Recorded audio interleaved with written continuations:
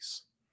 Yes, sir. So let's get into kind of the chalk contenders first, Yeah. right? Let's get that out of the way before we play the extreme game with the other two. Let's start with Alabama, right? Obviously, look, Nick Saban's just signed a 100-year extension. He's going to coach until he's going to coach until they got to roll millennium. him under the bleachers because he's not with us anymore, and he's going to have it in his will that you finish the game and deal with me afterwards. I mean, yeah, that's how it's going to be. It just seems like this isn't even recruiting related. This is just like football wise. If you beat Nick in the national title game, right? Clemson did it. We saw Ohio State do it in the playoff. That following year, it's like worse for everyone else. It's like he's like re-energized in this kind of like Marvel villainous rage that creates a whole lot of recruiting momentum and obviously some on-field success there as well. So on the field, they're like the unanimous number one. Nobody else even was really under consideration as far as most of the major polls are concerned.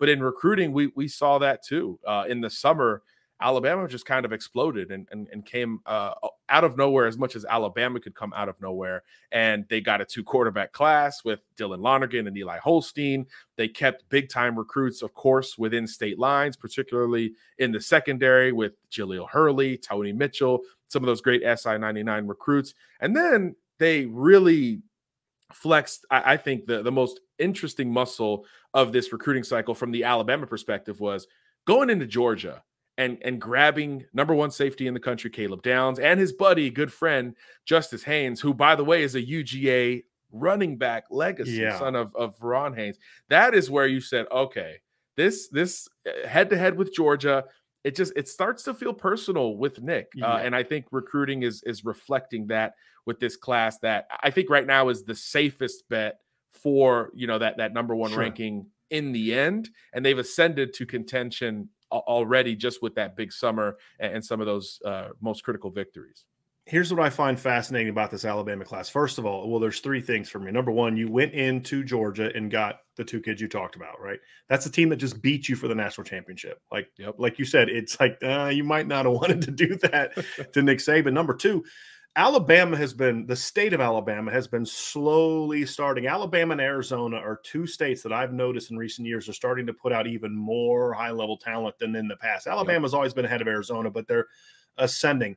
I think you had 3 or 4, like 4 or 5 at least Alabama kids in your SI-99. I had at least 4 or 5 Alabama kids in my top 100 at Irish Breakdown. The state is producing even more high-level talent, and obviously there's so much so that there's top 100 kids that Alabama is not even pushing for that are going to other places. I think that's something that adds to it. And the third part is what I would like for you to speak about, John. It kind of seemed like in the past, Alabama would, get some kids here and there, and then they would just kind of let the season play out and then make their push late. It seems like this year, one of the things Alabama has done is they've made their run early, which then you say, as far as their push for number one, there's still some closing to be done, but I feel like they're starting from a higher point in regards to high-level talent and the numbers than maybe they have in the past going into the season. Yeah, 2 really great points in there. Yeah, the momentum just snapped in the summer. I think in the spring evaluation period, Alabama had like 4 or 5 commitments. And in some of the different, articles we were writing and the mailbags and Q&As, I was getting Alabama fans like, hey, should we be worried that there's only 4 or 5 commits? And of course, that answer even back then was no, it's going to be fine. But even at that point, you're like, you still didn't see them just flipping a switch and running it up to the number one class in the country. And I think the combination of spring visits and certainly summer official visits really helped to propel them to the very top and kind of reiterating, doubling down on some of the things that are obvious sells from that Alabama perspective. And 2, like you said, the state of Alabama, I'm looking at the numbers here. Only 3 states had more SI-99 recruits than Alabama. And Georgia and Texas Georgia and California were not one of those states. And that's a shift. I know it's just the top 99. So obviously it's as you widen the sample, if you go top 200, top 300, those states will overtake Alabama. Just sheer volume. But at the very top, Alabama's loaded in 2023. The only states that had more were kind of what you expect. Texas and the state of Florida, I think both had like 17 kids in the 99. But Alabama was right in there thereafter, again, ahead of Georgia and California. Not something we really ever talk about from just a geography and talent acquisition standpoint. So Bama, of course, going to take advantage when the state is loaded like it is. And that leads me into thinking about what's next, what's still ahead for the Crimson Tide. And that's where it starts, within state lines. I'm actually finishing up a mailbag tonight about a package deal. So we talked about kind of the Caleb Downs, Justice Haynes package deal that saw them end up at Alabama committing, I think, 10 days apart in July.